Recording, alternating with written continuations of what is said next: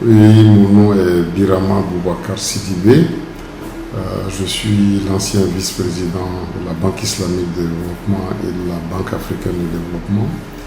Je suis très heureux de m'associer à la célébration du 10e anniversaire de ARC, qui est une institution qui m'est très chère au cœur.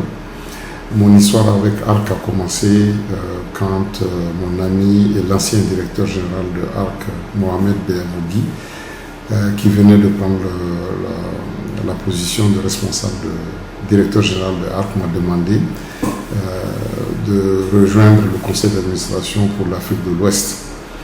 Et donc, bien sûr, dans mes interrogations pour savoir quelle institution j'étais appelé à être membre du conseil d'administration, j'ai découvert une institution très intéressante, d'abord créée par l'Afrique.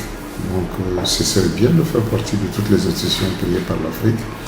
Ensuite, une institution qui était innovante parce qu'elle avait décidé et mettre dans son ADN que l'assurance aussi est un produit de développement, que le risque pouvait être couvert et financé par l'assurance. C'était donc une innovation qui m'a attiré.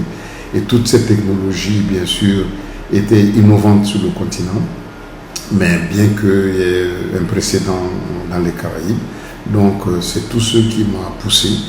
Comme j'ai passé toute ma vie à regarder un peu les désastres du climat, de la sécheresse sur le continent africain, avoir un moyen de financement en dehors du secours habituel, du PAM et tout ça, par les Africains et financé par le secteur privé était quelque chose qui m'avait attiré.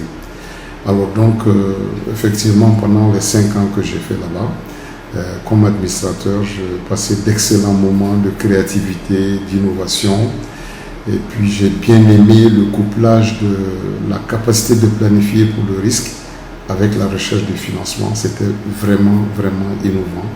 Et depuis lors, d'ailleurs, ça fait beaucoup de petits sous d'autres institutions de financement.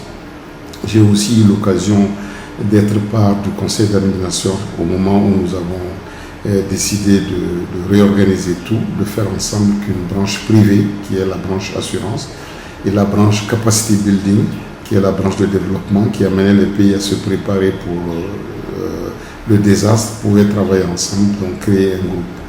Alors le message que j'ai pour ARC, c'est qu'il faut qu'il continue, il faut que l'Afrique l'embrasse.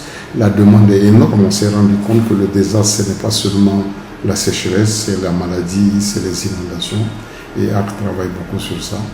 Mon souhait, c'est que ARC continue à être une inscription première et que les Africains l'embrassent tous. Et bonne chance à se revoir dans 10 ans encore pour le 20e anniversaire. Merci.